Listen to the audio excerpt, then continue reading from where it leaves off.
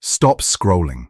Tonight we're taking you back to September 9 AD, to the Teutoburg forest, where 3 entire Roman legions, 17,000 of Rome's finest soldiers, vanished into the German woods. And you're going to be one of them. Welcome back to the channel. If you're new here, this is where history meets your pillow, where the past becomes a bedtime story. So, drop a comment below and let me know where you're watching from, what time it is for you right now, and whether you're already tucked in or still fighting sleep. Tonight's story isn't about glory. It's not about empire or conquest. It's about terror. Real, primal terror. The kind that makes seasoned soldiers, men who fought across the known world, freeze in their tracks. Because in that forest, in that rain-soaked hell, you're not just fighting warriors, you're fighting their women too. Women who scream prophecies as they swing axes. Women who laugh as they drag the wounded into the trees. Women who terrify you more than any man ever could. So dim the lights, close your eyes, and let me take you back to the worst week of your life. You are Marcus Valerius, a legionary of the 17th Legion. 24 years old. 6 years in the service of Rome. You've marched through Gaul, stood guard in Hispania, and now you're slogging through the endless reign of Germania. Your centurion told you this would be a routine march. Governor Varus promised a peaceful winter camp beyond the Rhine. But the mud is deeper than you expected. The forest is darker. And the locals watching from the tree line don't look peaceful at all. Your armor weighs 40 pounds when dry. In this rain, it feels like 80. The leather straps dig into your shoulders. Your pilum, your javelin, is slippery in your grip. The shield on your left arm, your scutum, has absorbed so much water that your forearm trembles. Behind you, another legionary slips, cursing Jupiter and every god who'll listen. Nobody laughs. 3 days into this forest, and nobody laughs anymore. The column stretches for miles. 15,000 infantry, plus cavalry, plus the baggage train filled with slaves, merchants and soldiers' families. A serpent of Roman civilization crawling through barbarian territory. You can barely see the men 20 yards ahead through the rain and mist. Somewhere up there, Varus rides in a covered wagon, probably dry, probably warm. You hate him for it. But you're too tired to hate for long. You just march. Left foot, right foot, mud, repeat. The forest swallows sound. That's what you notice first. In normal country, you'd hear the tramp of 15,000 feet from a mile away. Here, the trees eat the noise. The rain drums on leaves and helmets, creating a wall of white noise that makes communication impossible beyond 10 paces. Centurions can't shout orders. Cornisants can't blow their horns effectively. The column moves by following the man in front of you. When he stops, you stop. When he stumbles, you nearly collide. You've been in forests before, but nothing like this. The trees here are ancient, massive. Oak and beech trunks wider than 3 men. The canopy blocks out most light, even at midday. Though you're not sure it's midday, time feels wrong here. Your internal sun clock, trained by years of military routine, keeps misfiring. Your stomach says it's been hours since you ate. The light says it's always twilight. The path, if you can call it that, was supposedly a road. A German guide, Arminius, promised Governor Varus this was a trade route, wide and well-maintained. That was a lie. The road is a winding track, barely wide enough for 2 men abreast. The baggage wagons keep getting stuck. Every halt means the entire column compresses like a squeezed accordion. Men bunching up, then stretching out again when movement resumes. Your calves burn from the constant uneven terrain. And then, You hear it. A sound that isn't rain, a sound that makes your blood cold. From somewhere in the trees to your left, a woman's voice, high and keening, singing something in their guttural language. The singing stops. That's worse. When you could hear her, you knew where she was. Now she could be anywhere. The legionary next to you, Gaius from the same contubernum, your tent group, is under his breath. Not a song, just a low, nervous hum, the sound of a man trying to fill silence with anything familiar. You want to tell him to shut up, but you understand why he's doing it. The forest feels alive, watching, waiting. Your centurion, Lucius Marius, marches 5 rows ahead. You can see the transverse crest on his helmet bobbing with each step. He hasn't given any orders about the singing. Maybe he didn't hear it. Maybe he's pretending he didn't. The unofficial rule in Varus's army has been to ignore the Germans watching from the trees. They're allied tribes, according to the governor. Arminius assured Varus these forests were safe, but Arminius hasn't been seen since yesterday morning. The baggage train halts again. You hear, from somewhere ahead, muffled by distance and rain, but angry, probably another wagon axle broken, or wheels sunk too deep. The column compresses. You're now shoulder to shoulder with Gaius, close enough to smell the sour wine on his breath from this morning's ration, close enough to see his hands shaking. He's been a soldier for 8 years, twice as long as you. If he's scared, you're allowed to be terrified. Just farmers, Gaius mutters, finally speaking, just watching the column pass. Nothing to worry about. He doesn't believe it. Neither do you. Farmers don't sing war songs in the rain. Movement resumes. The column lurches forward like a wounded animal. You're climbing now. The path ascends a ridge, making each step harder. Your calves scream. The shield pulls at your shoulder socket. Somewhere behind you, a mule brays in panic, then goes silent. You don't turn to look. Never break formation to look back. That's how men die. The singing starts again, but this time it's not one voice. It's dozens, hundreds, from both sides of the column. High, keening, impossibly loud despite the rain. The sound wraps around you like a physical thing. You can't understand the words, but you understand the tone. Mockery, threat, promise. The women's voices rise and fall in rhythm, sometimes harmonizing, sometimes clashing in deliberate discord that sets your teeth on edge. Gaius stops humming. His face has gone pale under his tan. They're coordinating, he whispers. That's a signal. He's right. Whatever's about to happen, they're getting ready. The voices are positioning, counting, calling to each other across the miles of forest like wolves howling at the moon. Your centurion's voice cuts through. Dress lines! Shields up, eyes front. The order passes down the column, each man repeating it.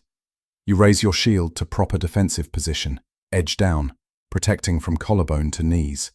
Your pilum comes up to throwing position. But throw at what? You can't see anything beyond the tree wall. Just rain, just shadows, just those terrible, taunting voices. Then they laugh. 100 women laughing in the forest. And it's not cruel laughter or angry laughter. It's delighted laughter. The laughter of people watching something stupid and funny about to happen. That's what breaks you. Not fear, not threat, but being laughed at. Nothing happens. The laughter fades. The singing stops. You march, 1 foot, another foot, mud, rain. The silence after the laughter is somehow worse than the sound itself. Every legionary in the column is wound tight, ready to snap. You're burning energy just staying alert, and you haven't even fought yet. This is their strategy, you realize. Wear you down, make you afraid, make you exhausted before the first blow lands. An hour passes, maybe 2. The column reaches the top of the ridge. For a moment, Just a moment, you can see the forest stretching in every direction. Endless. No clearings, no horizon. Just trees and rain and grey sky pressed low like a stone ceiling. You realize, with sickening certainty, that you have no idea where you are. Neither does anyone else. You're lost in enemy territory with 15,000 people, and the enemy knows exactly where you are, every second of every minute. The descent begins, worse than climbing. Your feet slide. You have to plant your pilum like a walking staff to keep from tumbling forward into the man ahead. The baggage wagons are a disaster. You can hear them from your position in the column. Wheels squealing, drivers cursing. One tip, you hear it crash. Hear men shouting. Hear something heavy spill across the path. The column halts again, and that's when the first spear flies out of the trees. It doesn't hit anyone in your section. It thuds into the mud 15 paces ahead, quivering. Just one spear, just a warning, or a joke. Look how close we can come. Look how we can touch you whenever we want. The German weapons are cruder than Roman pila, but effective.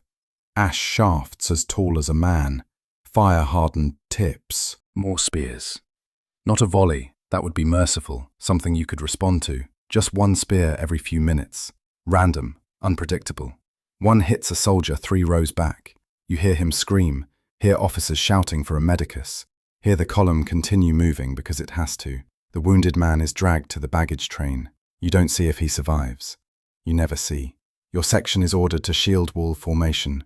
You lock your scutum with Gaius's on your right, with a younger legionary named Paulus on your left. Paulus is 18, and trembling so hard his shield rattles against yours. Steady, you whisper, though you're not steady either. Just keep moving. The wall advances. It's slow, cumbersome, but safer. You can't see the path properly through the shield's edge. You stumble twice. Someone's foot catches yours. The wall nearly collapses. The forest changes. The trees are denser here, closer to the path. The branches hang so low they scrape helmets. You have to duck under an oak limb, thick as your torso, breaking formation for a moment, then scrambling to lock shields again. This isn't a natural forest. It's been cultivated for this. They've herded you into a kill channel, a corridor where you can't maneuver, can't deploy properly, can't do anything but die in neat Roman lines. Then you see her, just a glimpse, but unmistakable. A woman, standing between 2 trees 30 paces to your left. Tall, pale-skinned, blonde hair in intricate braids. She wears trousers, like a man, and a thick wool tunic dyed blue.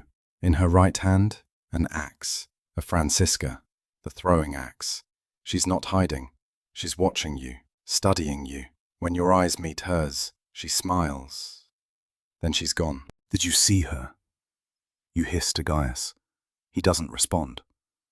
Maybe he didn't. Maybe you're losing your mind.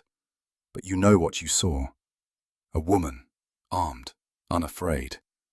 The stories from older legionaries flood back. They said the German tribes let their women fight. You didn't believe it. Roman women stay home, manage households, bear children.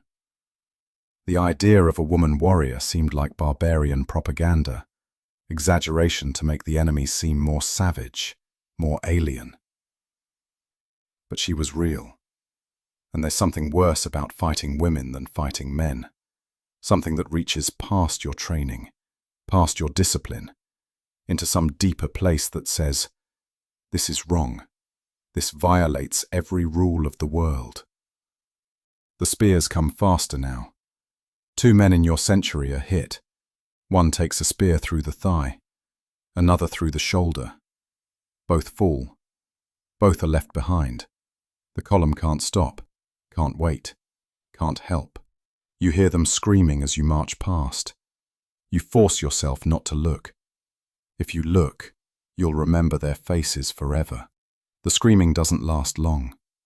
Whether they died or were mercy-killed or dragged into the forest, you'll never know. The path is narrowing again. The shield wall can barely maintain formation. You're being squeezed. You know it. Every man knows it. This is a trap, and you're walking into it, because there's no alternative. You can't turn around. The baggage train blocks retreat. You can't deploy into the forest. The trees are too dense. You can only go forward into whatever they've prepared. A horn blows. Not a Roman cornison. A German war horn, deep and braying like an animal in pain. It echoes through the forest from multiple directions. That's their signal. The voices start again. Women's voices, chanting in rhythm. You can't see them. You can only hear them. Close. Very close. They hit your column from the right side first. Not the women, not yet. Warriors crash into the line 50 paces ahead of you. You hear the impact, shields splintering, metal on metal, men screaming. The formation buckles but doesn't break. Roman training holds. Your centurion is shouting orders, but you can't hear the words over the chaos. The chanting grows louder, matching the rhythm of combat. It's designed to unnerve you, and it's working. The attack is brief, 20 heartbeats, maybe 30. Then the Germans fade back into the forest, like smoke. They leave 3 Roman bodies behind. The column halts to recover. You can see the dead men from your position. One has been scalped. You look away. Gorge rising in your throat. The baggage train is screaming. Not soldiers, but the camp followers, women and children. They know what's coming. They're trapped in the middle of the column, with no weapons, no armor, just terror. Your hands won't stop shaking. You try to grip your pilum tighter to control it, but that just makes your forearm cramp. Paulus, the young legionary on your left, is openly weeping. Tears stream down his face, mixing with rain. "I want to go home," he whispers. "I want to go home." You want to say something comforting. You're older, more experienced, but you want to go home too. Instead, you say nothing. Movement ahead. The column is advancing again, stepping over the dead, always advancing. That's the Roman way. Never retreat, never show fear, die moving forward. The chanting continues. You realize with cold certainty that they're tracking your every move, updating each other on your position. The women's voices are their communication network, and you can't stop them because you can't see them. You've been marching for 6 hours when you realize you haven't eaten since dawn. Your body is running on pure fear. Your stomach is a knot of acid and anxiety. The Legion's water supply is running low. You're supposed to refill from streams, but every stream you've passed looks poisoned. Bloated animal corpses float in them, deliberately placed. The Germans are denying you water, food, rest. Classic siege tactics, except you're not in a fort. You're in their territory, moving through their ambush. The chanting never stops. It's background noise now, constant as the rain. But you're learning to distinguish voices. There's one woman who sings higher than the others, a piercing note that cuts through everything. There's another with a deep, almost masculine voice that sounds like cursing. They're not just communicating, they're mocking you. You catch a few Latin words in the chants, badly pronounced, probably learned from captured soldiers. They're calling you little Romans, lost boys, dead men walking. Another attack, this time from the left, closer to your position. 10 warriors burst from the undergrowth screaming, axes and spears swinging. Your section braces, shields lock. The impact is tremendous. You feel it through your whole body as a German crashes into your shield. Your feet slide backward in the mud. You lean in, pushing back, your pilum useless at this range. The German is massive, bearded, screaming in your face. His breath smells like fermented milk. Then he's pulled away by his own comrades. They're not trying to break your line. They're testing it, probing for weakness, looking for gaps. The attack lasts 15 seconds. No casualties on your side this time, but your shield has a new dent. Your shoulder feels dislocated. Your ears ring from the clash of metal and screaming. They let you march for another hour. No attacks. Just the chanting. Just the rain. Your body screams at you. Feet blistered inside your caligae. Shoulders on fire. legs trembling with fatigue. Soldiers around you are starting to collapse, not from wounds, from exhaustion. They fall face first in the mud and don't get up. Officers kick them, curse them, threaten them. Some rise, some don't. The column leaves them. You pass a wagon that's been completely abandoned. The contents spilled everywhere. Amphora of wine, sacks of grain, spare weapons. Soldiers are breaking ranks to loot it. Discipline is collapsing. Your centurion tries to restore order, but his voice is hoarse from shouting. Nobody listens. The legion is fragmenting. Soon, it won't be a legion at all. Just 3,000 separate men, each trying to survive alone. That's when you see the women clearly for the first time. Not one, not a glimpse. A group of them, perhaps 20, standing in formation on a low ridge to your right. They're not hiding anymore. They want you to see them. They wear their hair in elaborate braids wrapped around their heads. Their clothing is dyed in bright colors, blues, reds, greens, that stand out against the drab forest. Each one carries weapons, axes, spears, long knives. They're chanting in unison, arms raised, calling down curses on your legion. And they're beautiful. That's what shocks you. You expected monsters. You expected creatures from nightmares, but they're just women. Human women. Some young, some old. Some with soft faces, some with hard, and they're not afraid of you at all. A Roman legion, the most feared military force in the world. And these women are laughing at you. One of them, a woman with silver braids and a face lined with age, points directly at you. She shouts something. The other women laugh. You feel naked under that gaze. Gaius grabs your shoulder, hard. "Move!" he shouts in your face. "Don't look at them!" But you can't stop looking. The silver-haired woman is still pointing at you. She says something to the woman beside her.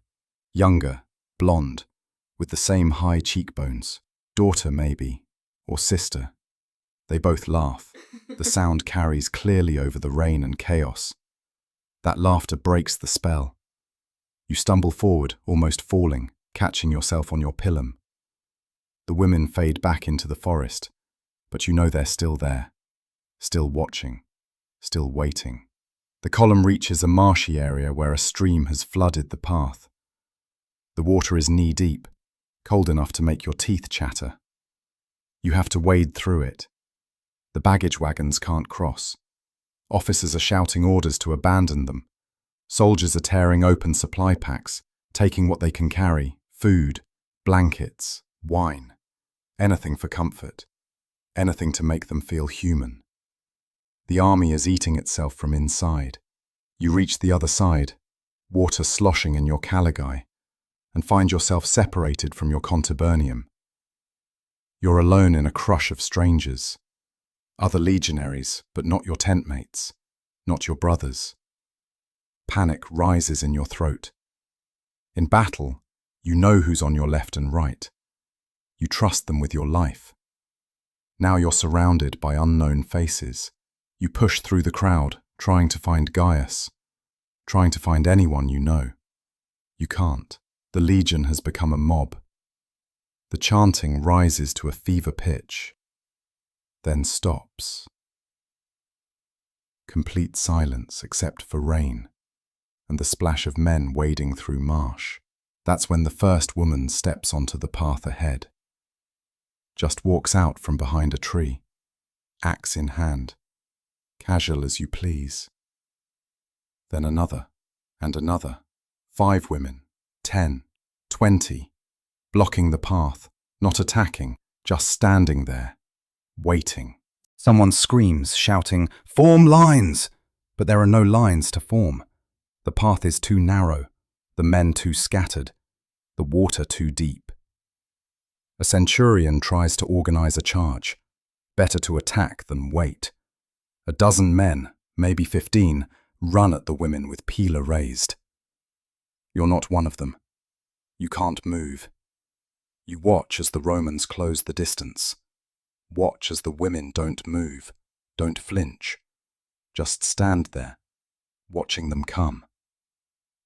At 20 paces, the Romans throw their peeler. The javelins fly true. You see at least 3 hit targets. Women fall. But the others don't run.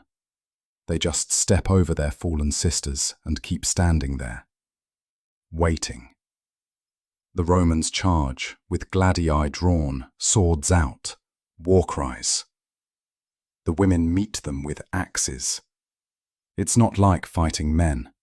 The women don't fight the Roman way. No formations, no discipline, no rules. They're wild, feral. One woman takes a gladius through the stomach and laughs as she brings her axe down on the Roman's head. Another fights with a spear in one hand and a baby tied to her back. A third has grey hair and fights like a demon, taking down 2 legionaries before she's cut down. It's chaos. It's madness. And when it's over, when the women are all dead or dying, 7 Romans are dead too. 7 trained legionaries killed by women. The survivors stand there, breathing hard, looking at the bodies in disbelief. Then the tree line erupts. 50 more women, 100. They come screaming from both sides. And these ones aren't alone. Male warriors are with them now, fighting alongside. The battle is joined fully. You're still standing in the marsh, frozen, watching it unfold 30 paces ahead. The Roman line buckles. Men break. They run. You run with them. You run for 10 minutes, maybe 20. Time has no meaning. You crash through undergrowth, stumble over roots, tear through thorns that rip your tunic and skin. Your lungs feel like they're filled with broken glass. Your legs are lead weights. You can't run anymore. You collapse behind a massive oak, pressing your back against it, gasping for air that won't satisfy. Your heart hammers so hard you think it might burst through your ribs. The forest is quieter here. You can still hear fighting in the distance, screams, metal clashing, but it's far away. How far did you run? Where are you? You look around and see no one. No Romans, no Germans, nothing. You're alone in hostile territory, with no idea which direction is safe. Panic rises again, but you're too exhausted for it to take full hold. You just sit there, shaking, trying to breathe. Your hands are bleeding. You look down and see them properly for the first time in hours. The skin on your palms is torn from gripping your pilum.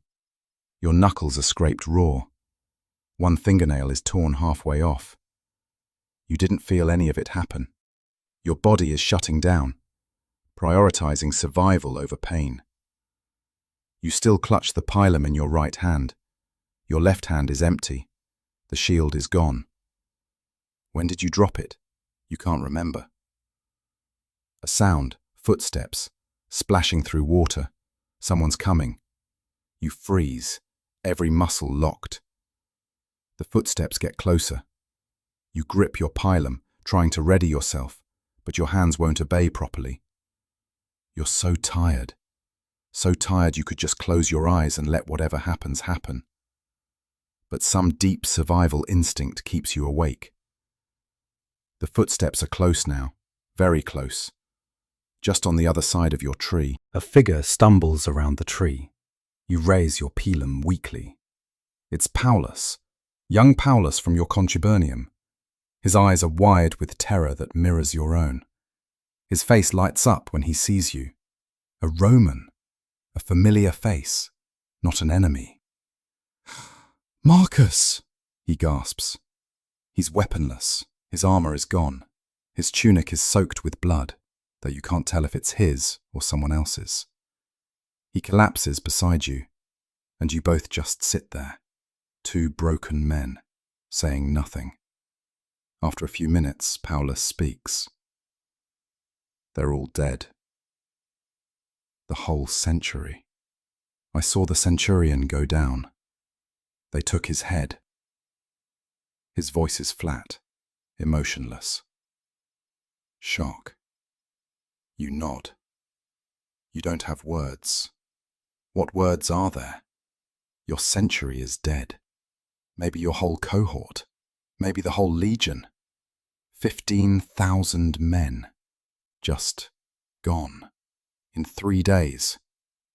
3 days of rain and ambush and terror. The greatest military machine in the world, destroyed by barbarians in a forest.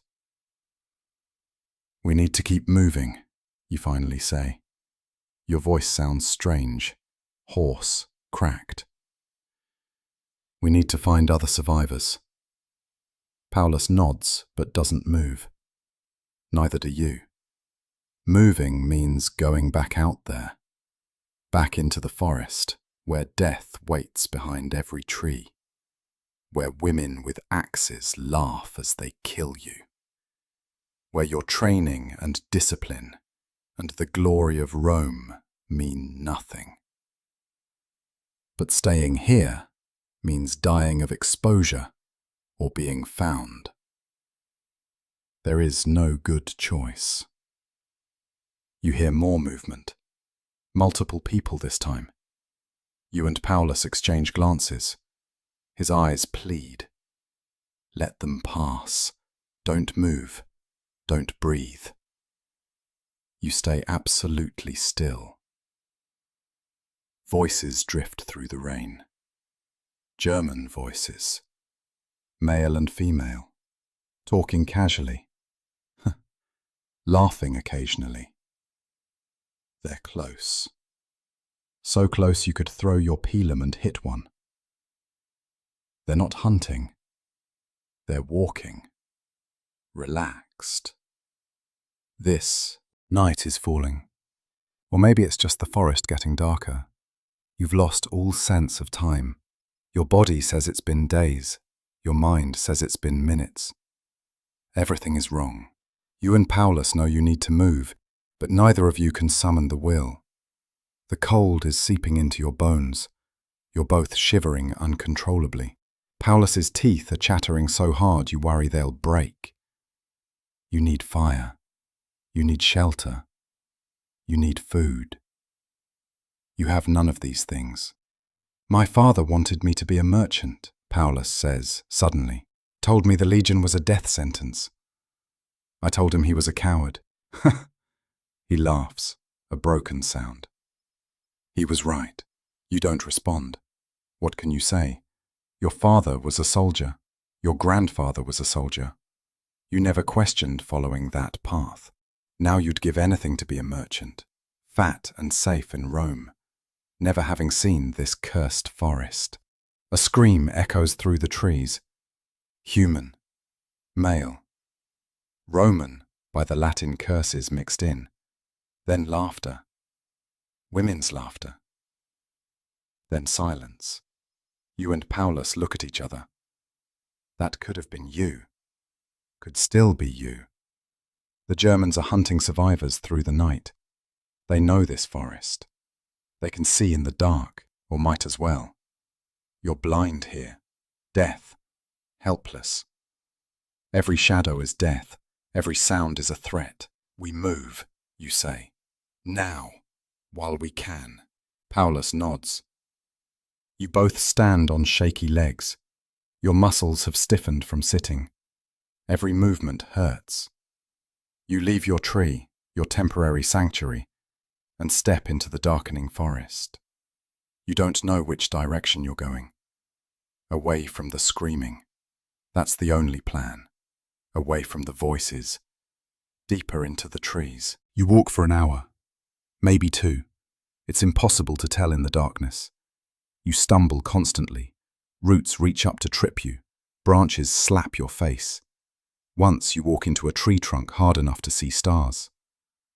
Paulus stays close behind, one hand on your shoulder so you don't lose each other in the dark. You're both breathing loud enough to alert anyone nearby, but you're too exhausted to care. Stealth or speed, pick one. You have energy for neither, but somehow keep moving. You hear water, a stream. You change direction toward it, desperate for something to drink. Your throat is on fire. You haven't had water since morning, a lifetime ago. When you reach the stream, you fall to your knees and plunge your face into it, drinking like an animal. The water is ice cold and tastes of earth and leaves, but it's the best thing you've ever tasted. Paulus drinks beside you. For a moment, just a moment, you're not soldiers or survivors, just two mammals satisfying basic need. Then you see the body, floating face down just downstream. A Roman legionary, armor still on, drifting slowly in the current. You and Paulus stop drinking and stare at it. You should do something, say words, perform rites. But you have no words left, no rites for this kind of death. You just watch as the body floats past and disappears into darkness. Paulus makes a sound, a whimper, not quite a sob. You put your hand on his shoulder. It's all you can offer. Movement on the opposite bank. You freeze. A figure standing there watching you. Too dark to see details, just a silhouette. Human-shaped, not moving, just watching. Your hand finds your pilum. You stand slowly, ready to throw or run. The figure doesn't move. Seconds pass. A minute. Then the figure speaks. Lost, little Roman? A woman's voice, speaking Latin with a thick accent, mocking. She laughs, that same terrible laugh you've been hearing all day, and melts back into the forest. She could have killed you. She chose not to. This is sport to... You and Paulus run, again, always running. Your legs are beyond pain now. They're numb, mechanical. You run through water, through thorns, through absolute darkness. You run until you crash into a hillside you couldn't see and fall backward, stunned. Paulus helps you up. You're both gasping, wheezing, barely alive. But you're alive.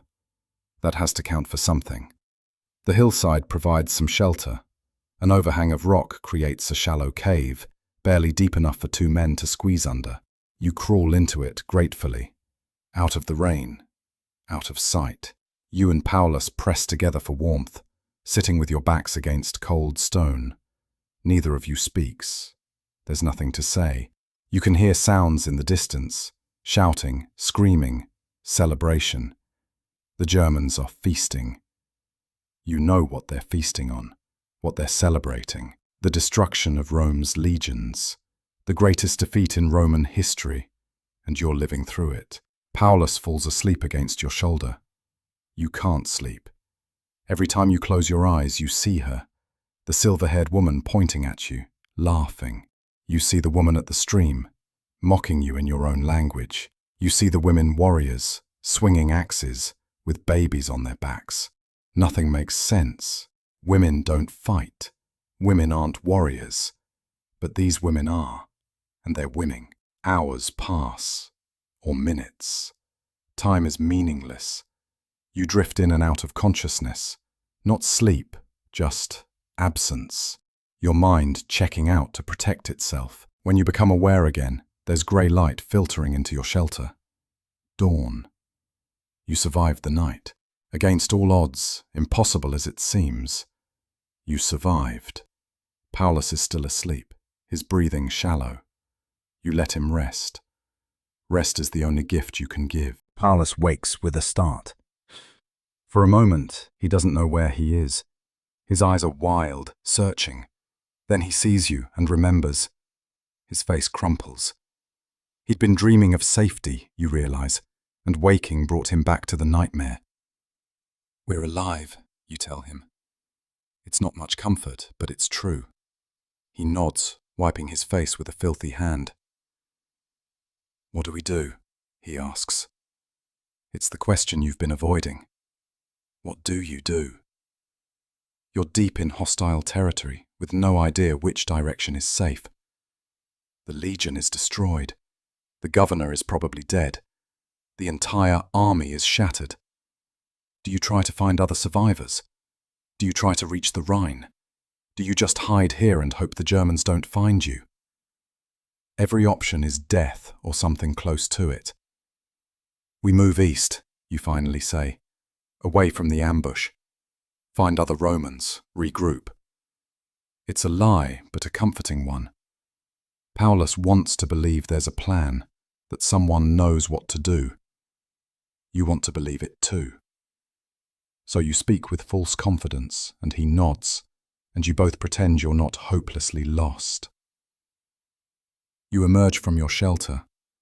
The forest looks different in daylight, no less hostile, but visible at least. The rain has stopped, but everything is soaked. Your breath fogs in the cold air. You're starving. You haven't eaten in over a day. Your stomach cramps, but there's nothing to eat. You see mushrooms growing on a fallen log, but you don't know which are safe. You're a soldier, not a forager. The forest provides nothing for you. You walk for hours without encountering anyone. The forest is eerily quiet. No birds, no animals. Just the drip of water from leaves and your footsteps. The silence is oppressive. You'd almost prefer the chanting women. At least then you'd know where the enemy was. This emptiness is worse. They could be anywhere. Watching. Waiting. You jump at shadows. Every broken branch sounds like footsteps. Every movement of wind sounds like breathing. You find tracks in the mud. Roman collegae prints. Fresh by the look of them. Your heart lifts. Other survivors. You follow the tracks, moving faster. Hope giving you energy you didn't know you had. Paulus follows close behind. The tracks lead through thick undergrowth, over a fallen tree, down into a hollow. You see figures ahead. Romans. You call out, your voice cracking from disuse. Wait! They don't move. As you get closer, you realize why. They're dead. Positioned to look alive, propped against a tree, eyes staring, but very dead. One has been gutted, his intestines in his lap. Another's throat has been cut so deep he's nearly decapitated. The third has multiple axe wounds. This is a message, a joke. The tracks you followed were theirs, yes, but they were being herded here to die. And you followed, like sheep. Paulus vomits. You don't. You've gone past that point. You just stare at the bodies, at the grotesque theatre of it. And you hear it. Laughter. Distant, but unmistakable. Women's voices, laughing at their own joke. They knew you'd find the tracks, knew you'd follow, knew you'd find the bodies. They're playing with you. Teaching you that hope is a weapon they control. You don't know how long you walk. Your mind is elsewhere. Somewhere safe. Somewhere warm. Your mother's house in Ostia. The smell of bread baking. Your sister laughing. Your body walks, but you're not in it. Paulus has stopped trying to talk to you. He just follows, silent and crying. A sound brings you back. Roman voices. Actually Roman voices this time, not a trick. You stop, listening. Paulus grabs your arm, hope and fear warring in his face. You move toward the voices cautiously. Through the trees you see them, maybe 20 legionaries, armed and in formation. Survivors, real ones. A centurion is trying to organize them. You recognize him. Marcus Aeus, from the 5th cohort. A good officer, hard but fair. You stumble into the clearing where they've gathered. Heads turn. Weapons raise. "Roman!" you croak. "17th Legion!" Aius recognizes you, lowers his gladius. "Valerius," he says. "Surprised you're alive." You're surprised too, but you don't say it. You and Paulus are absorbed into the group. Other faces you recognize, some you don't. Everyone looks broken. Everyone looks dead-eyed. But there's strength in numbers. 20 men can fight. 2 men can only run. Aius is explaining the plan. There is no plan. The Legion is destroyed. Governor Varus is dead, killed himself rather than be captured. The army is scattered across 50 miles of forest. The Germans are hunting survivors systematically. The only hope is to reach the Rhine. 3 days march west if you're not being hunted. 5 days probably, moving carefully. Maybe a week. The men listen in silence. A week in this forest. A week being hunted. The women's voices drift through the trees in the distance, reminding you that they're still there, still watching. The group moves out in formation. It's pathetic compared to a real Legion march, but it's better than chaos. 2 ranks of 10, Aius in front, a Decanus watching the rear. You're in the second rank, Paulus beside you. The man on your other side is older, grizzled, with a scar across his throat that makes him wheezing when he breathes. He doesn't speak. Nobody speaks. You just march. The Germans don't attack. They follow. You can hear them paralleling your movement through the trees. Occasional calls back and forth in their language. They're herding you again, controlling your direction. Aius knows it. You can see the frustration in his shoulders. But there's nothing he can do. If you stop, they'll attack. If you change direction, they'll attack. Your only option is to keep moving where they want you to go and hope they make a mistake.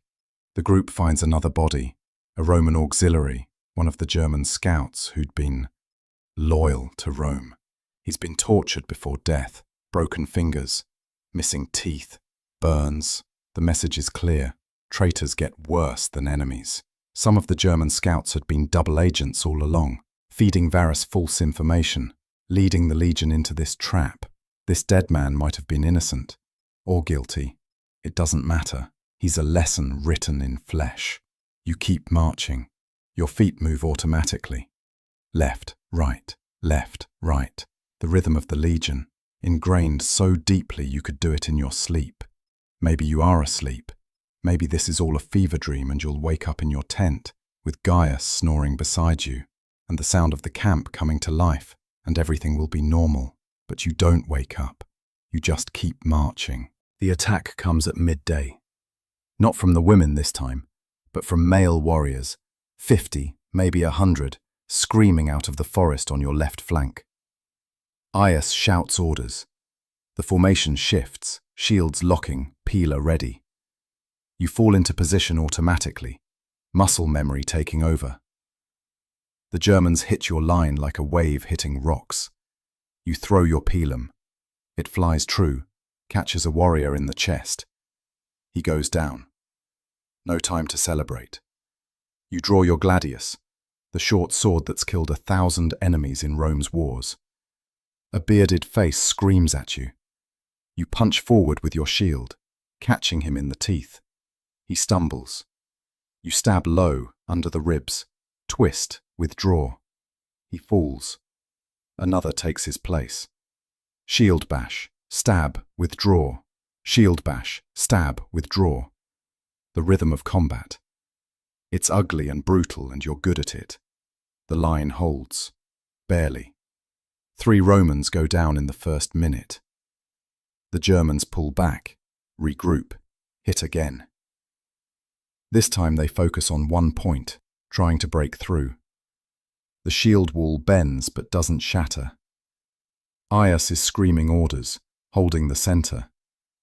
You're on the right wing, holding your position, fighting men who want you dead. You've killed 2, maybe 3. You've lost count. Your arm is soaked in blood. Theirs, not yours. Not yet.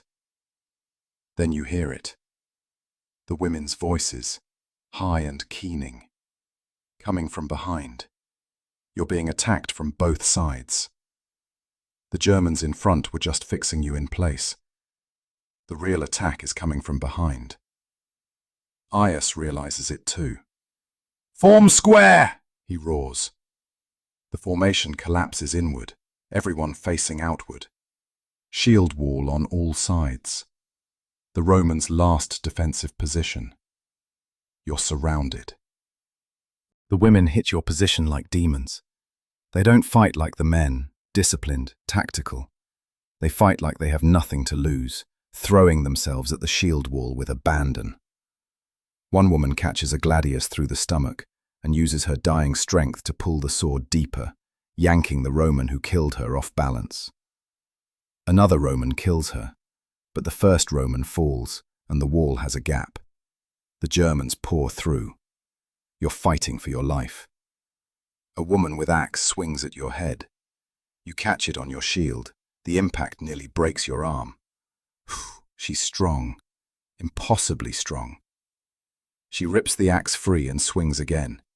You duck, stab upward, catch her under the chin. She falls, and you're already facing the next one. This one is older, grey-haired, fighting with a spear. She's skilled. She feints left, stabs right. Your shield barely catches it. She's grinning at you. Actually grinning. She's enjoying this. Ias goes down. You see it peripherally. A woman with 2 axes takes his head. The men around him kill her, but the damage is done. Your centurion is dead. The formation is dissolving. Men are breaking, running. You want to run too. Every instinct screams at you to run, but your feet won't move. You're locked in combat with the grey-haired woman, and if you turn your back, she'll kill you. She faints again. You don't fall for it this time. You see the real attack coming. Sidestep, slam your shield into her. She staggers. You stab. Miss. She's too fast. She laughs, that terrible laugh, and lunges. Her spear catches the edge of your shield, tears it from your grip. You're exposed. You bring your gladius up in desperate defense. She draws back for the killing blow, and then Paulus kills her from behind. His gladius punches through her back. She falls, blood bubbling from her mouth. She's still laughing. You're running again. Paulus dragging you, maybe 6 other Romans running with you. Everyone else is dead or dying. You hear the screaming behind you. Germans don't take prisoners. They're finishing the wounded. The women's voices rise in triumph, singing, always singing. You can't breathe, but you run anyway. Your shield arm dangles, radiating agony with each step. Your left hand clutches your gladius. That's all you have. A short sword and a broken body. You run until you can't anymore, until your legs simply stop working, and you collapse in a heap. Paulus collapses beside you. The other survivors scatter into the forest. Every man for himself now. No more formations, no more centurions, no more legion. Just individuals, running, dying alone. You lie in the mud and wonder if this is where you die. It seems as good a place as any, but you don't die. Minutes pass. Your breathing slows. The pain in your arm grows from agony to something more specific. Definitely broken. The bone shifted wrong. Paulus is crying again. Great gasping sobs. You want to comfort him, but you have nothing left. You just lie there. 2 broken men in the mud, listening to the forest. No sounds of pursuit. Maybe they're satisfied. Maybe they think you're dead. Maybe they're toying with you, letting you rest before the final hunt. You don't know. You don't care. You just lie there, existing. Your mind is empty. No thoughts. No plans, no hope. Just existence. Moment to moment. Breath to breath. Time passes. How much you can't say. Eventually, sensation returns. First the pain, your arms screaming at you. Then the cold, you're shivering violently. Then awareness. You're still alive, which seems wrong somehow. You should be dead. So many are dead. Why not you? Paulus has stopped crying. He's sitting up, looking at you with hollow eyes. Your arm, he says. You look at it properly for the first time. Broken between elbow and wrist, the bone creating a visible bump under the skin. Needs to be set, or you'll lose the arm. You know how. You've seen it done. Even done it once to another soldier. But having it done to yourself is different. You have to set it, you tell Paulus. He looks horrified. I can't, he whispers. You have to, you repeat. There's no one else, no medicus, no centurion. Just two broken men in a forest. You talk him through it. Find 2 straight sticks. Tie them on either side of the break. You'll pull, he'll push. You'll scream, and hopefully the bone will align. It's barbaric, and it will hurt worse than anything you've felt so far. But the alternative is losing the arm to gangrene. It takes Paulus 20 minutes to find suitable sticks. During that time, you just sit there, cradling your arm, breathing. The forest is still silent. No birds, no animals. Even the Germans seem to have moved on. You're alone, truly alone. The Empire has no idea what happened here. Rome doesn't know her legions are gone. Your family doesn't know you're dying in a German forest. You're already dead, administratively.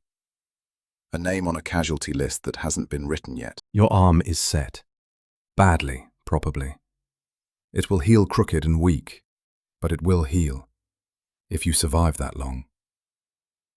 Paulus has done his best, binding the splints tight. The pain has settled into a constant, manageable throb. You can think again. That's both good and bad.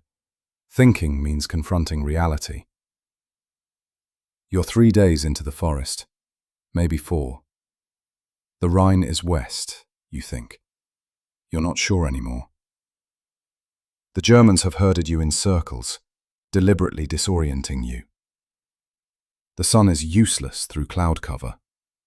You have no stars at night to navigate by. You're lost in the truest sense. No idea where you are, where you're going, or how to get anywhere. The only certainty is that Germans are everywhere, and they're hunting you. We need food, Paulus says. He's right. You're both starving. Men can survive weeks without food, but not while walking all day, fighting, running. Your body is eating itself. You need sustenance, or you'll simply stop working. But there is no food. The Germans poisoned the streams, spoiled their own grain stores, drove away game.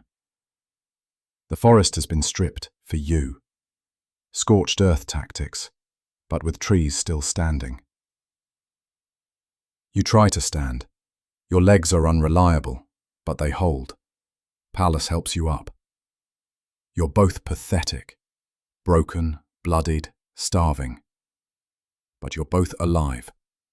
That has to count for something. You start walking again. West, you hope. Toward the Rhine. Toward Rome. Toward anything that isn't this cursed forest. You walk for an hour before you find the tree. It's massive, ancient, and it's been carved. German runes cover the trunk from ground to twice your height. You can't read them, but you understand their purpose. This is a sacred tree, a boundary marker, a warning.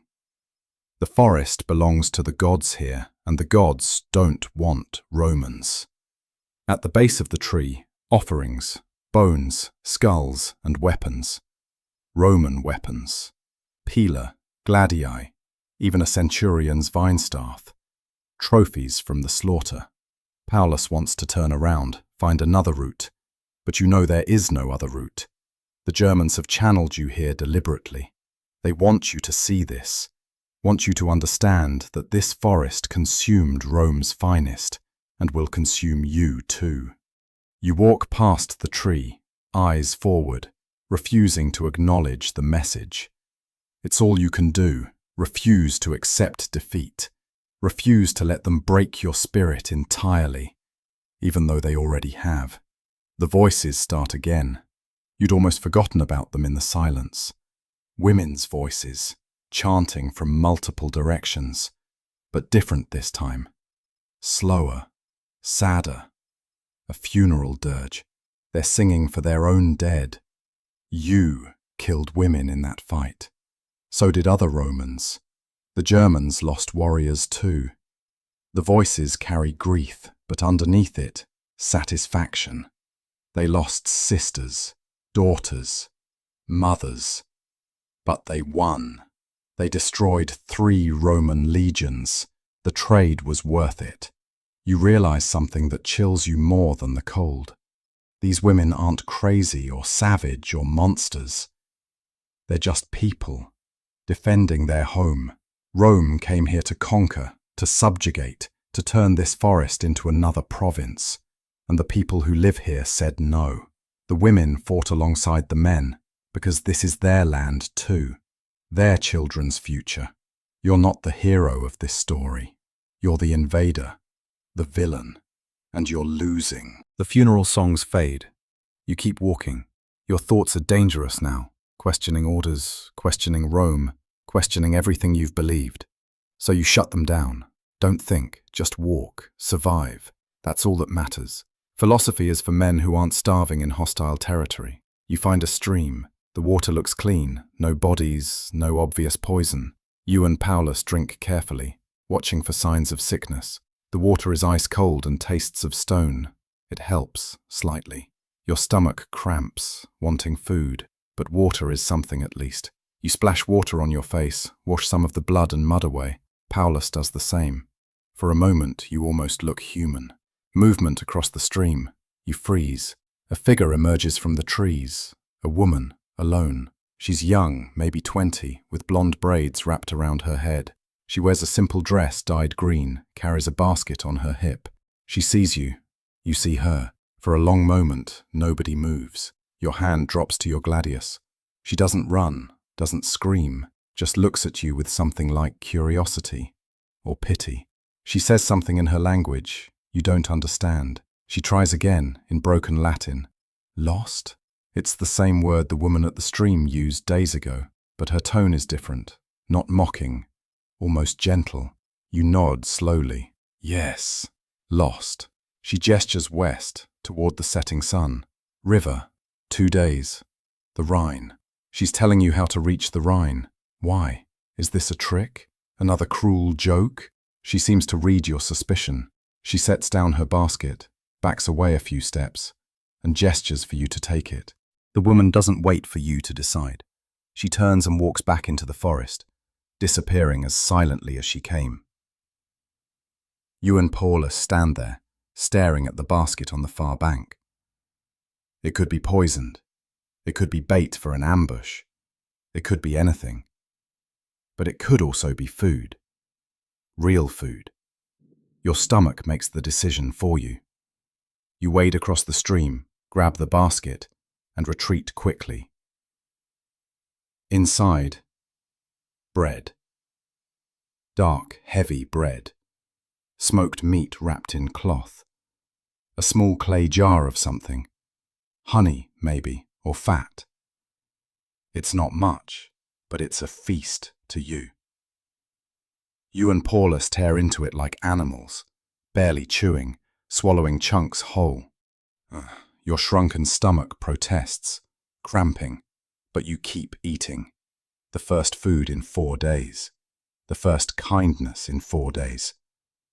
You eat until the basket is empty, then sit there, stunned. Why? Why would she help you? You're the enemy. Rome came to conquer her people. You've killed Germans, maybe even people she knew. and she gave you food and directions. You can't reconcile it. Maybe she's sick of war. Maybe she lost too many loved ones and wants the killing to stop. Maybe she's just a person who saw 2 starving men and couldn't walk past. You'll never know. But you're alive because of her mercy.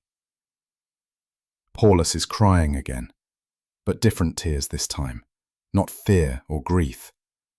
Something else. Relief, maybe, or the overwhelming emotion of unexpected kindness in the midst of horror. You feel it too, a tightness in your chest, a burning behind your eyes. You don't cry, you can't, but you feel it. You sit by the stream as the sun sets, and for the first time in days, you feel something other than terror. You feel gratitude. Night falls completely. You should move, find shelter, keep going, but you're too exhausted and too full. Your body needs time to process the food, so you and Paulus find a thick cluster of bushes and crawl underneath, creating a small hidden space. It's not much, but it's concealment. You lie there in the darkness, listening to the forest. The sounds are different tonight. Or maybe you're hearing them differently. The forest isn't silent, it never was. There are nightbirds calling, small animals moving through undergrowth, wind in the trees, life continuing regardless of human wars. The Germans are out there somewhere, probably still hunting survivors. But not here, not right now. This small space, this moment, is yours. You think about the woman who helped you, about the women warriors who terrified you, about the funeral songs. They're all the same people. Complex, contradictory, human. The women who fight with axes are also women who bake bread and show mercy to enemies. It shouldn't be surprising. Romans are the same. Soldiers who kill in battle also help civilians, raise children, worship gods. But somehow, in the midst of war, you forgot that the enemy is human too. Paulus is asleep beside you. You should sleep too, but your mind is too active. You're thinking about home, your mother's face, your sister's laugh, the smell of bread baking, like the bread you just ate. Will you ever see home again? The Rhine is 2 days west, the woman said. If she was telling the truth. If you can walk that far with a broken arm and no weapons except a gladius. If the Germans don't find you. If. So many ifs. You wake to grey dawn. Paulus is already awake, sitting at the edge of your hiding spot, keeping watch. Good. He's learning. Survival isn't about being the strongest or fastest. It's about being careful, vigilant, adaptable. You crawl out of the bushes, every muscle screaming. Your broken arm throbs, but you're alive. Another day alive. You orient yourself by the rising sun. East behind you, west ahead. The Rhine is west. 2 days, she said. You can walk for 2 days. You've already walked for 4. What's 2 more? Everything, potentially. 2 more days of exposure, starvation, being hunted, but also 2 days to freedom, to the river, to Roman territory on the other side, to survival. You and Paulus start walking. You're moving slowly, but steadily. Your body has found a rhythm. Pain, ignore it. Step, repeat. You're not thinking about the destination, just the next 100 steps, then the next 100. Breaking the impossible journey into manageable pieces. It's a mental trick your trainer taught you years ago during long marches. It works. The forest begins to change. The trees are less dense here. More light filters through.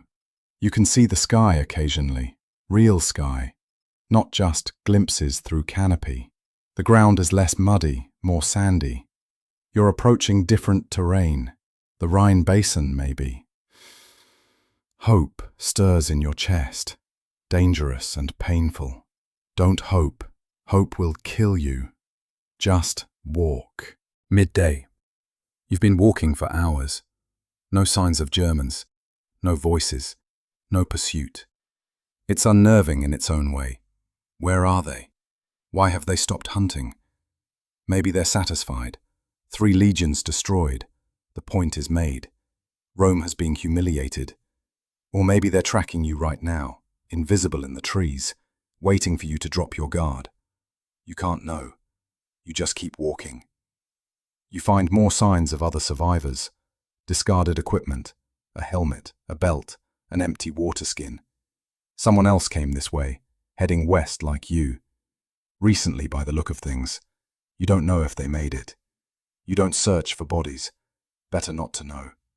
The equipment tells a story, though. Soldiers shedding weight, moving faster, desperate to reach the Rhine. You understand completely. Paulus stops suddenly, grabs your arm. He's pointing ahead. You follow his gaze and see it. Smoke. A thin column rising above the trees. Settlement, Roman fort, German village. You can't tell from here. You and Paulus exchange glances. Smoke means people. People might mean help. Or death. Everything is a gamble now. You approach cautiously, moving from tree to tree. The smoke grows thicker. You smell it now. Wood smoke, but also meat cooking. Your stomach clenches with hunger, despite yesterday's meal. You're always hungry now, your body burning through everything, trying to keep you alive. You reach the edge of a clearing and stop, concealed behind a large oak. What you see makes your heart sink. A German village. 20 roundhouses. Smoke rising from cooking fires. People moving about their daily lives. And in the center, displayed on poles, Roman heads. Dozens of them. Officers, legionaries, all mounted as trophies. You circle the village, giving it a mile-wide berth. Every snap of a twig makes you freeze. Every bird call makes you tense. You're waiting for the shout, the alarm, the chase, but it doesn't come. The Germans in the village are just living their lives. They've won their war. They're cooking meals and mending tools and watching children play. They're not hunting anymore. The threat is over. Except to you, still trapped in their territory. Hours pass. The sun moves across the sky. You're exhausted again, the brief energy from food and rest completely spent. Your legs are lead weights. Your broken arm is agony. The splint has shifted, and you can't fix it with one hand. But you keep moving. West. Always west. The word becomes a mantra in your head. West. West. West. Matching your footsteps. The terrain continues to change. You're definitely approaching the Rhine basin now. The ground is marshy, waterlogged. Your feet squelch with every step. The trees are different, more willow and alder, water-loving species. You hear frogs croaking, see dragonflies, signs of a major river nearby. Your heart dares to hope again, despite your efforts to crush it. Then you hear it. Water. Not a stream. Real water. Lots of water. Moving water. The sound of a major river. The Rhine. It has to be. You and Paulus look at each other, and for the first time in days you see something other than fear in his eyes. You see hope. Real, desperate hope. You start moving faster, abandoning caution, pushing through undergrowth toward the sound. The Rhine is vast, wider than any river you've ever seen. The current is strong, visible in the churning grey water. The opposite bank looks impossibly far away. 200 paces, maybe more. Too far to swim, especially with a broken arm, and even if you could swim it, the current would sweep you downstream for miles. You'd drown or die of cold. The water temperature is barely above freezing. Your hope curdles into despair. You scan the riverbank desperately. No boats, no rafts, no bridge. Nothing. The Germans have cleared everything. They knew Romans would try to escape across the river, so they eliminated every means of crossing. You're trapped. So close to safety you can see it, and completely unable to reach it. It's a special kind of torture. Paulus sits down hard, all energy draining from him. He's given up. You can see it in his face. He walked all this way, survived all this horror, only to die within sight of safety. You understand. Part of you wants to sit down beside him, give up, let it end. But another part, a stubborn, angry part, refuses. You didn't survive 5 days of hell to drown in sight of salvation. You start walking north along the riverbank. Paulus calls after you. Where are you going? You don't answer. You don't know. You're just moving. Maybe you'll find a boat.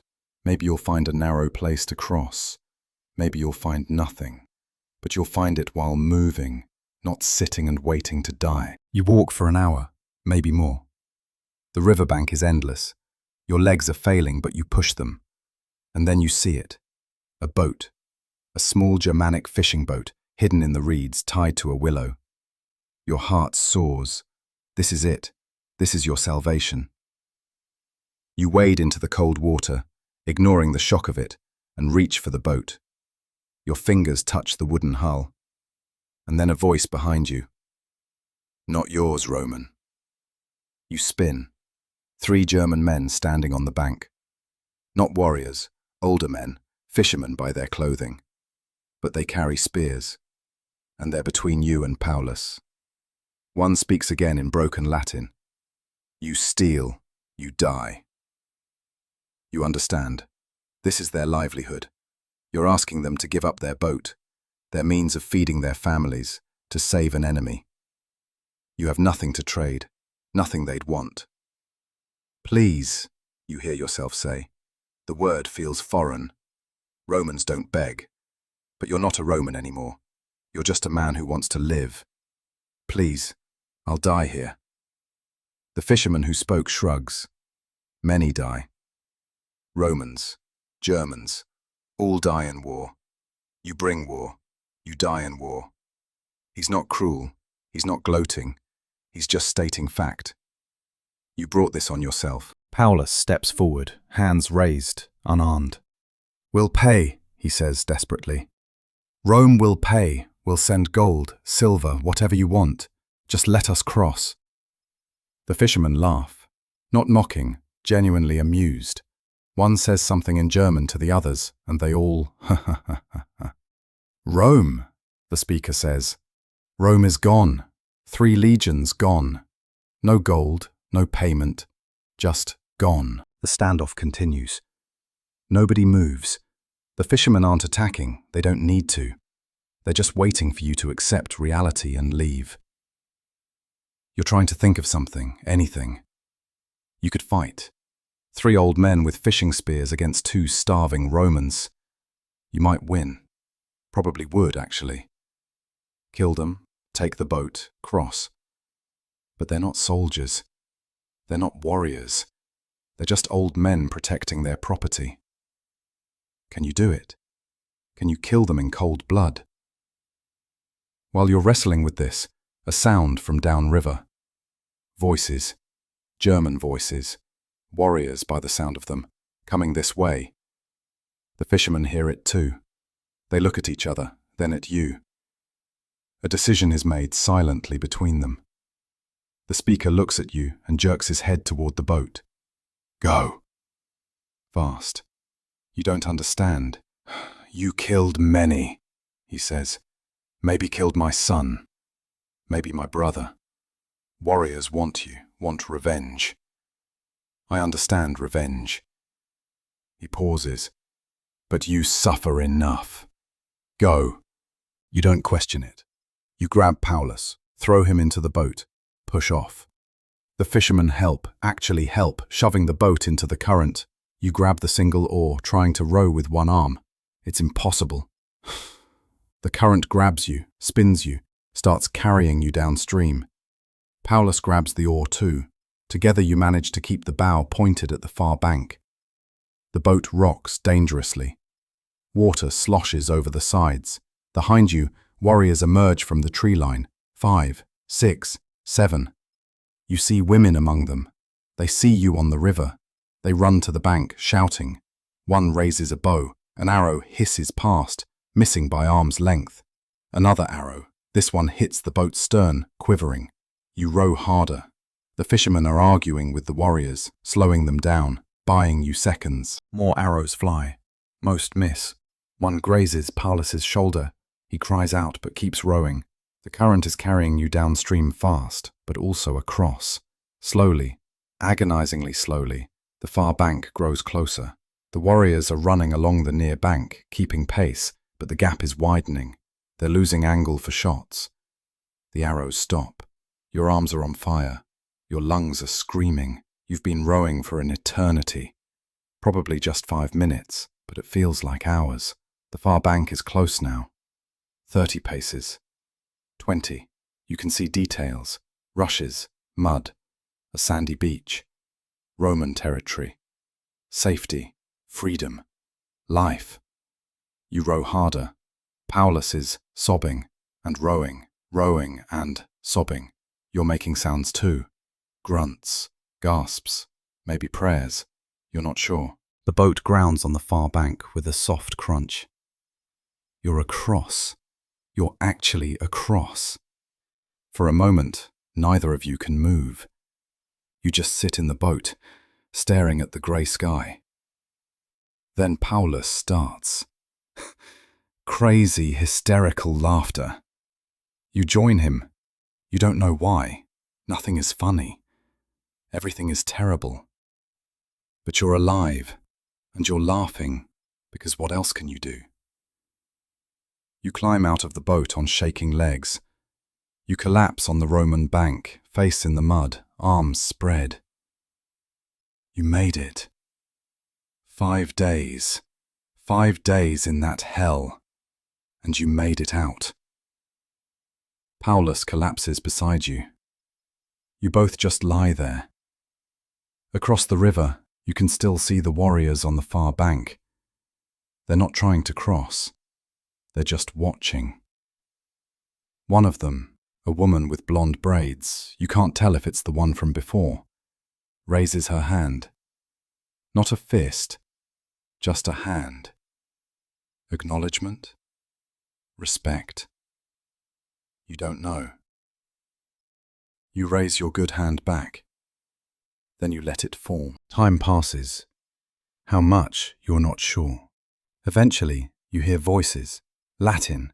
Real Latin. Properly spoken. Roman voices. You open your eyes and see them.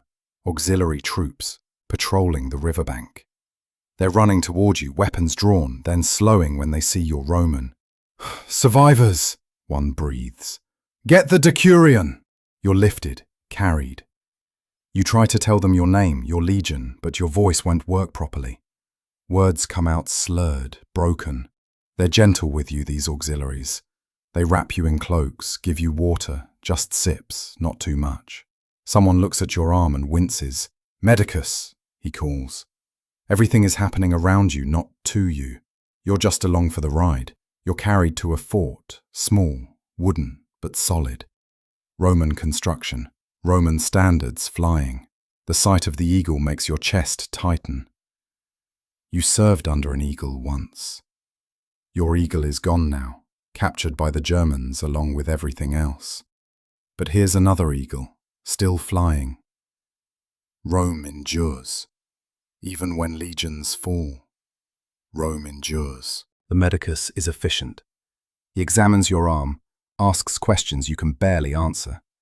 He tells you the bone's set wrong, will need to be rebroken and set properly. You nod. You don't care. Later. Everything can be dealt with later. Now you just want to sleep. Real sleep, safe sleep, not the terrified unconsciousness of the forest. The medicus gives you something to drink. For the pain, he says. It tastes bitter. You drink it all. The world goes soft and grey around the edges. You sleep for 2 days. Not continuously. The medicus wakes you periodically to give you broth, water, medicine. But mostly you sleep, and when you wake, you sleep again. Your body is recovering what it can. The broken bones, the torn muscles, the exhaustion. Some things will heal, some won't. The medicus tells you you'll likely never regain full use of your arm. You nod. It doesn't matter. You're alive. On the 3rd day, you wake clear-headed. The fog of exhaustion has lifted enough for thought. You're in a Roman fort on the Rhine's west bank. You learn the name, Castra Vetera. You learn the scope of the disaster. 3 full legions destroyed, 15,000 men lost, Governor Varus dead by his own hand. The worst defeat since Cannae 400 years ago. The Germans have won a legendary victory. Rome has suffered a legendary loss. Other survivors are here. Not many. Paulus is in the next bed, recovering from the arrow wound and his own injuries. Throughout the fort, perhaps 50 legionaries escaped. 50 out of 15,000. You are the lucky ones. The thought makes you sick. Lucky. As if there's anything lucky about what you endured. As if the memories won't wake you screaming for the rest of your life. An officer comes to take your report. He's stiff, formal, uncomfortable. You tell him everything. The ambush, the harassment, the women warriors, the constant attacks, the complete annihilation. He writes it down, face carefully blank. When you mention the women, he pauses. Women? He asks. Germanic women fought in battle. You nod. They terrified us more than the men, you admit. He writes that down too. You wonder if anyone in Rome will believe it. The days blur together. You heal slowly. Your arm is rebroken. They give you leather to bite, pour wine down your throat, and the medicus snaps the bone back to proper alignment. You scream through the leather. Paulus holds your good hand. It's worse than combat, worse than anything in the forest. But it's done. The arm will heal straight, though weak. The medicus is satisfied. Word spreads about what happened. Survivors from other sections of the legion trickle in, a few more each day, never many. Each has their own horror story. Some saw Governor Varus's suicide. Some watched the baggage train massacred. Some escaped early, before the worst. Everyone mentions the women, the blonde braids, the axes, the laughter. The warriors who fought with babies on their backs. The old women who killed men half their age. The terror of it. The wrongness of it. Rome sends investigators. They want to understand what happened, how it happened. Political fingers are pointing. Blame is being assigned. Varus is convenient. He's dead. Can't defend himself. Make it his fault. His hubris, his stupidity, his trusting of Arminius the traitor. Some of that's true, but you know the truth. It wasn't one man's failure. It was Rome's failure to understand the enemy. You thought you were fighting barbarians, savages. You were fighting people defending their home, willing to do anything, sacrifice anything, become anything to stop you. They won because they wanted it more. A letter arrives for you. From your mother. The courier system still works, even in the wake of disaster. She heard about the battle, heard you were missing, feared you dead. Now she knows you live. Her words make you crying for the first time since it all began. Not tears of fear or pain. Tears of being seen, being loved, being real again. You're not just a soldier or a survivor. You're someone's son. Someone cares if you live or die. The realization breaks something open in your chest. A month passes. You're mobile now, though you'll never be combat ready again.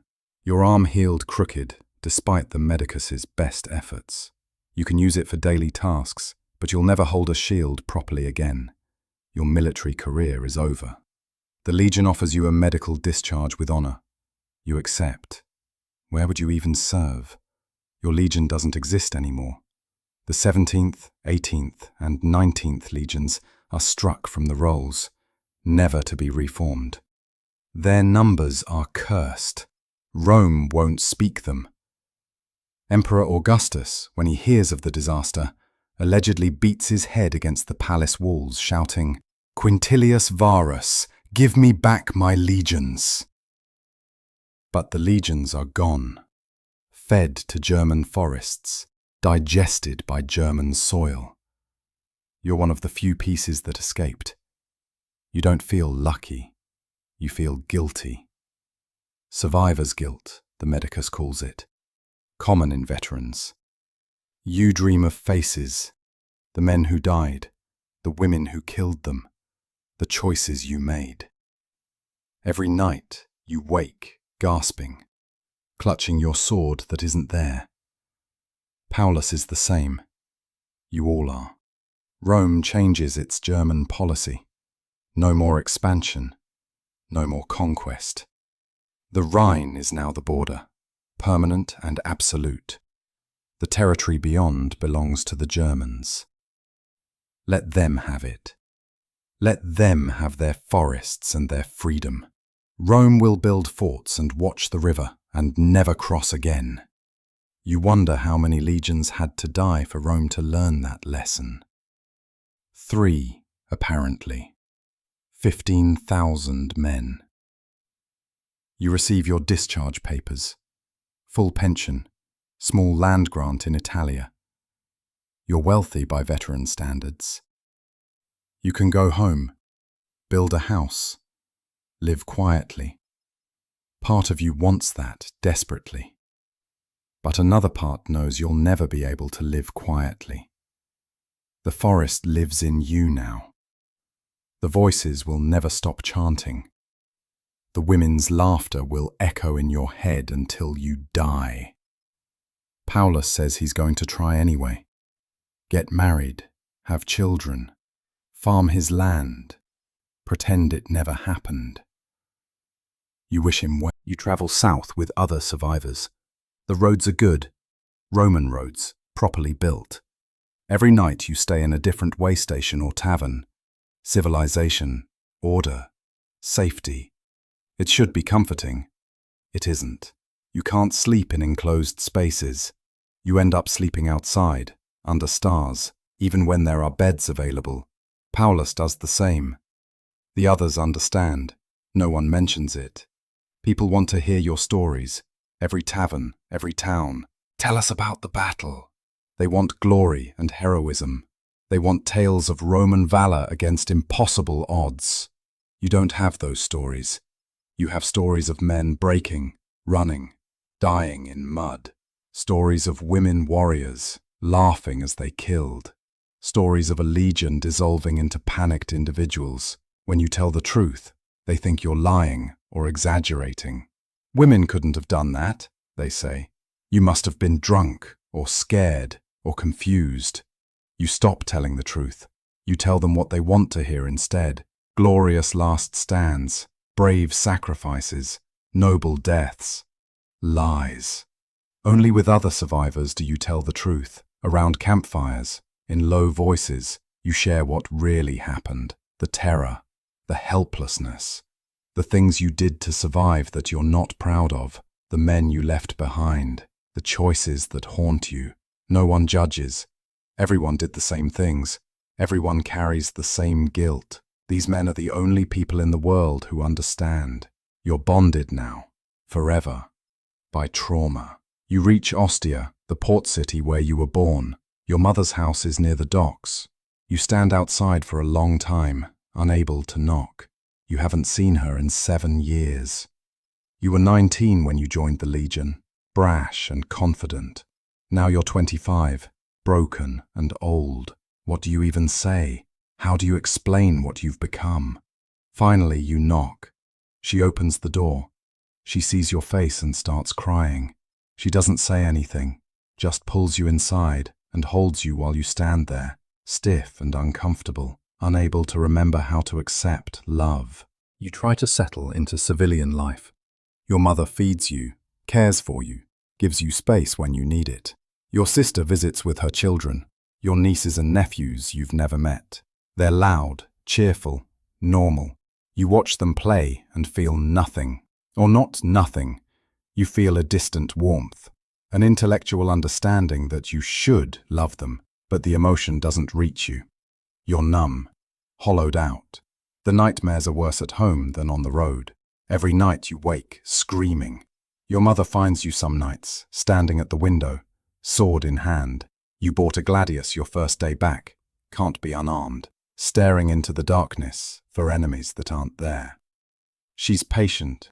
She doesn't ask questions, but you see the pain in her eyes. She got back her son's body, but not his soul. Months pass. You try to work. Your land grant is in Campania, farmland, but you can't bring yourself to go there. To be alone on isolated land feels impossible. You stay in Ostia, take day labor at the docks. Hard physical work helps. When you're exhausted, you sleep dreamlessly. Sometimes. The other dock workers are rough men, ex-soldiers, criminals, foreigners. They don't ask about your past. They don't care about your arm. They just need backs and hands. You fit in there better than in polite society. You see Paulus once more. He tracked you down in Ostia, bought you wine, told you he's getting married. A merchant's daughter. Pretty. Kind. He seems almost normal. Almost. But you see it in his eyes. The same shadows you carry. He invites you to the wedding. You promise to come. You both know you won't. Some connections are too painful. Seeing each other means remembering. You shake hands, the Roman way, gripping forearms, and part. You never see him again. Years later you hear he killed himself. Left a wife and 2 children. The forest finally claimed him, just took longer than the others. 5 years pass. You're 30 now. The nightmares haven't stopped, but you've learned to live with them. You still work the docks. You still sleep with a weapon. You still can't hear high-pitched voices, women, children, without tensing. You've learned to hide it better, though. People think you're just quiet, antisocial. They don't know you're constantly fighting a war in your head that ended 5 years ago. You hear news from Germania sometimes. The border holds. Rome never crosses the Rhine again. The Germans remain free. Arminius, the traitor hero who engineered the ambush, becomes a legend among his people. Eventually his own people kill him. Too ambitious, too dangerous. The woman warriors are never mentioned in official reports. Rome pretends they didn't exist. But the survivors know. You all know. Sometimes you wonder about the woman who gave you food. If she's still alive. If her son or brother came home from the war. If she thinks about the 2 desperate Romans she saved. Your mother dies. Peacefully, in her sleep. You're grateful for that. Peaceful deaths are rare. You inherit the house. Your sister wants you to sell it, split the money. You refuse. You need the house. It's the only stable thing in your life. You live there alone, surrounded by your mother's things, slowly going mad in the most socially acceptable way possible. You're functional, employed, housed. You pay taxes. You're a model citizen. You're also profoundly damaged, but Rome doesn't have words for that. You're just another veteran. There are thousands like you. One night you wake from the usual nightmare. Axes, laughter, blood. And you make a decision. You need to tell the truth, not the lies you tell in taverns, not the sanitized version Rome wants. The real truth. The terror. The women warriors, the way it felt to watch Rome's invincibility shatter. You start writing it down. Scratching Latin onto wax tablets by lamplight. For whom? You're not sure. Maybe for yourself. Maybe for the dead. Maybe so someone, someday, will understand what really happened in that forest. 10 years after the forest. You're 35. Your writing is done. Dozens of tablets carefully preserved. You've told the whole story. The march, the ambush, the women warriors, the terror, the river crossing, the afterward. Every detail you could remember. You had copies made on papyrus scrolls. You don't know if anyone will read them. You don't know if anyone will believe them. But they exist. The truth exists, preserved, waiting.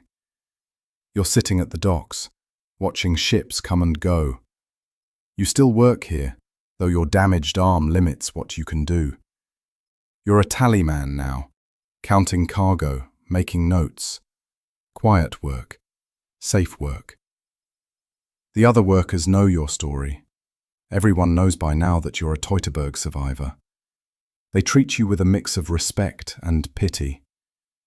You're a living ghost, a reminder of Rome's greatest failure. You've learned to accept it. A ship arrives from Germania. Rare, but it happens. Trade still flows despite the border. Merchants come down the gangplank, and among them, unexpectedly, a woman with blonde hair in elaborate braids, German style. Your heart stops. It's not her. Can't be her. It's been 10 years. It's probably not even the same braiding pattern. But the sight of those braids, that hair, sends you spiraling. You're 24 again, standing in a forest, watching women with axes laugh as your world ends. You stand abruptly, walk away from the docks, into the city. You find a quiet temple, Mercury, god of travelers, and sit in the cool dimness. You're shaking. After 10 years, you're still shaking. You'll always be shaking. The forest will never let you go. You understand that now, fully, finally. You survived Teutoburg. You escaped the forest. But part of you is still there, will always be there. Dying in the rain and mud and terror, that part of you will never come home.